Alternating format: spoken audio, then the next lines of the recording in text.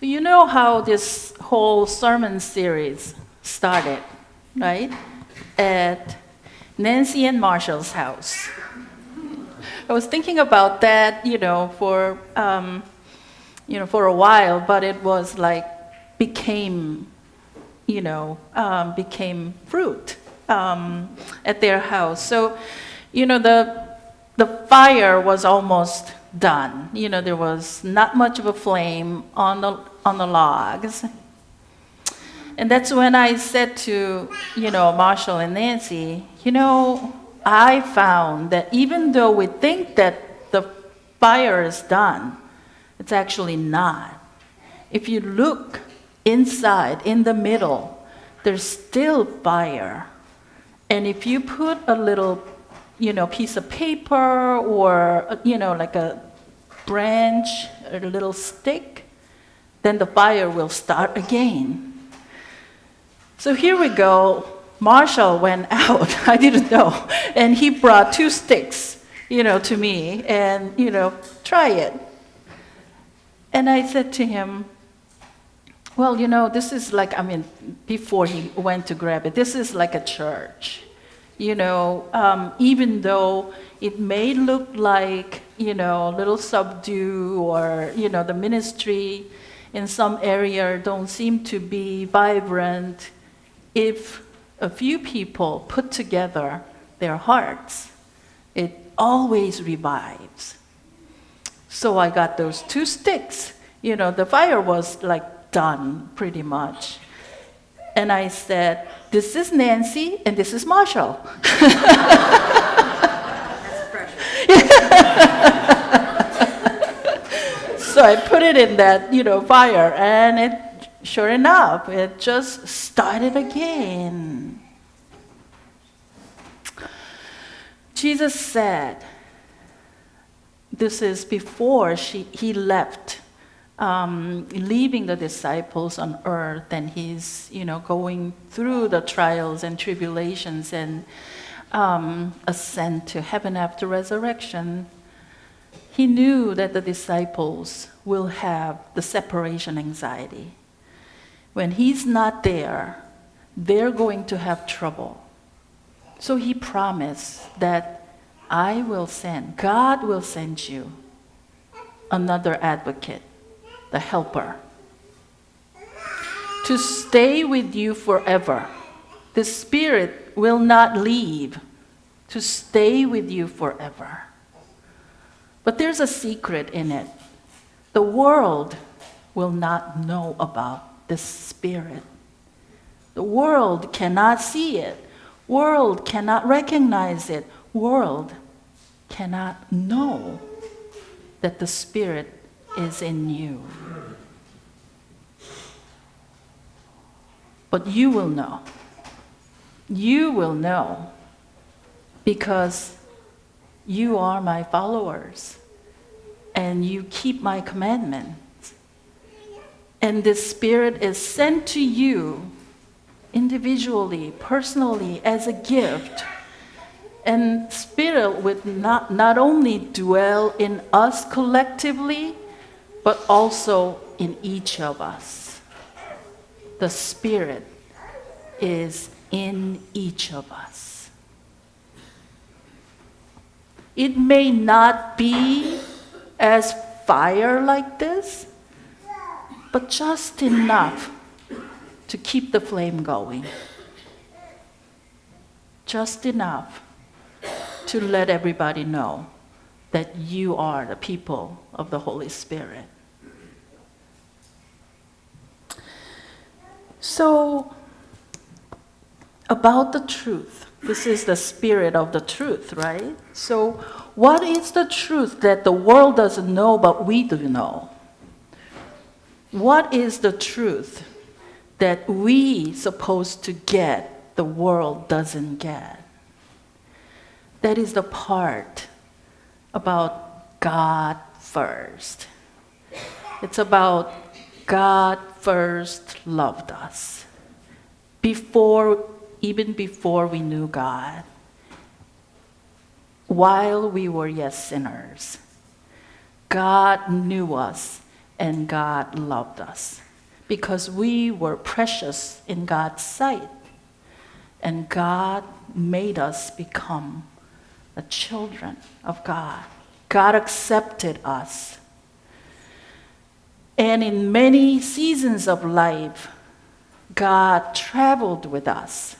God journeyed with us and gave us strength, gave us mercy and forgiveness, gave us love and grace.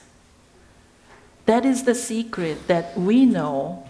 That's why you're here, right? Because you know that love. You receive that love. You consider that as God's blessing. That's why you are here. That's why when it comes to giving, God comes first. God is our priority because God loved us first. And whatever we do in return is loving God back. Loving God back. That's what we are doing. Come to worship and offer our service for other people. You know, each of you do that, right? You know, give so much to other people so that the others may feel the love of God. You serve at the soup kitchen. You work for Habitat. And you go out to tell people that the good news is that God's Son came to save us. So when we do whatever we do in Jesus' name, that is returning God's love for us, right? You know, there is only one Sunday in the entire 52 weeks I am called to talk about giving. Jim knows it. And I am called, you know, as a pastor to talk about stewardship, right? So this is the Sunday to talk about stewardship. But I'm not good at talking about stewardship for money. So here we go. I'm speaking about the Spirit. But I do think that there's a spirit in us that is ready to bring fire. And that is why we are here. We like to live our life glorifying God, to warm other people's hearts, to let them know that there is light in us and through us. And that's why when you think about giving to church, it is not so much about money. It is rather faith statement for the gratitude list. When you have the list of things that you are grateful, when you have long list to go around what you are grateful for, that is reflected in your giving. Not just money, but also your service and your presence here and your prayers also. A lot of people pray for others, and your presence and prayers and your gifts and treasures and your service and witness, they're all part of your faith statement. I believe, that's why I give. I believe, that's why I do. You know, the church, as I was thinking about, and today is our historical reflection day, as I was thinking about the church's history and learn about church's history, our church also went through some ups and downs, right? You know, the flame was very, very small at one point. And here came Reverend Sherwood Treadwell. to really bring the flame. Not only him, but also those small number of people who stayed together, stayed the course, trusted that God will bring the flame from the spirit that's left over. And that's how we became who we are now. In the history of this church, there are so many times that people believe that we still do have spirit in us. That's why we stay the course, we continue to journey together, and continue to bring the light to this church. I'm in. There were people who said, I'm in, even though it looks pretty bad. I'm in. Their giving, their service, their faithful practice of stewardship made the church to this place, bring it to this place. And your giving goes beyond us or the church. It certainly goes, the impact of giving, your giving over the years, impacted much more than what you can imagine. And you're seeing one of the beneficiaries. Methodist Church in Korea was established by a Methodist Episcopal Church's missionary, Henry Appenzeller. And I'm from one of two churches that he established. All the support over the years since 1885, faithful giving of the United Methodist Church, Methodist Episcopal Church back then, enabled to establish the schools, especially for girls, and the hospital. And I also was educated by the teachers who graduated from the college that they established. I went to seminary, Methodist Theological Seminary, United Methodist General Board of Global Ministry, support the students at the seminary for their education. I went to BU, United Methodist Church's General Board of Higher Education, out of the generosity that you sent to the general church through the mission shares. They supported the students at BU, and that was the reason why I was able to get the education and the ordination and work for the churches in New England. There are many doctors, nurses, lawyers, politicians. All those people are trained and supported to bring the good news and also the common good to their own communities in Africa, Asia, South America. In all these outside the US, outside the Western European countries, due to the faithful support of the giving from the local church.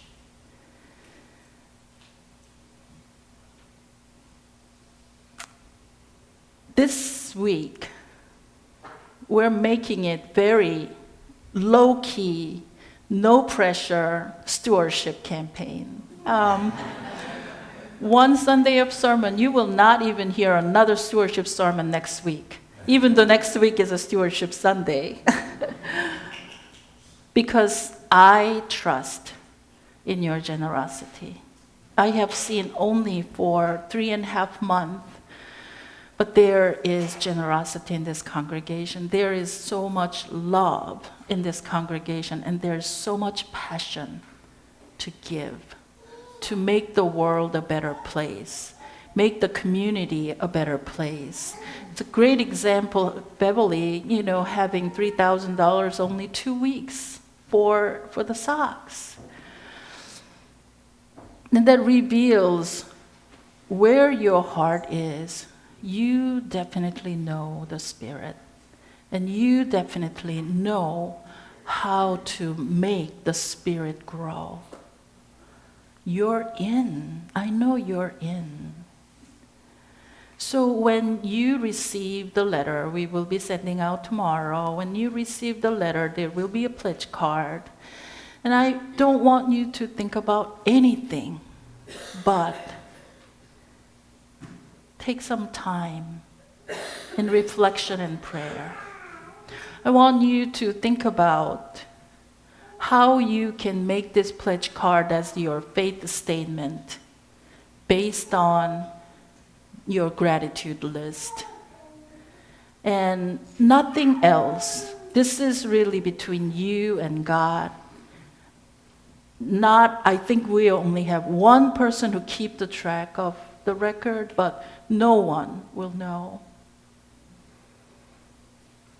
But I do believe that praying and reflecting on your life and on the blessings that you received will give you an idea what will be the way that you will reflect your faith in this pledge. This week I had the blessing and honor to meet Reverend Bill Gardai. So, Fuzzy, thanks to Fuzzy, he took me there and I got to meet him. And, I only saw him in the picture, right, in the directory. So this was like a moment that, somebody comes out of that picture and become real, right? And I asked him a couple of questions. We were having conversation just shortly before his dinner. I asked him, how would you describe your time at Church on the Cape? And I don't think there was any pause, not even a second. He said, wonderful. That was his reflection. He said, wonderful. And there was no hesitation. He was so confident. And I had no doubt.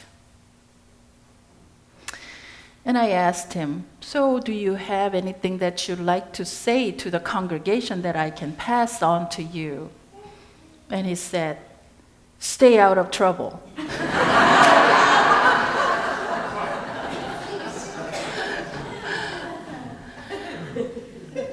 I realized that there is so much love in his heart for the church, and I felt indebted.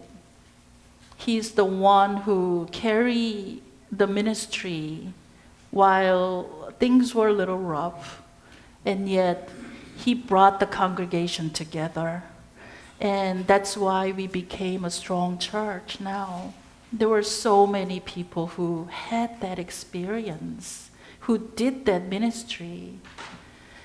And when we think about that, we have so much to give to God. And we are surrounded by the people of love, right? There's so many people sending love to us.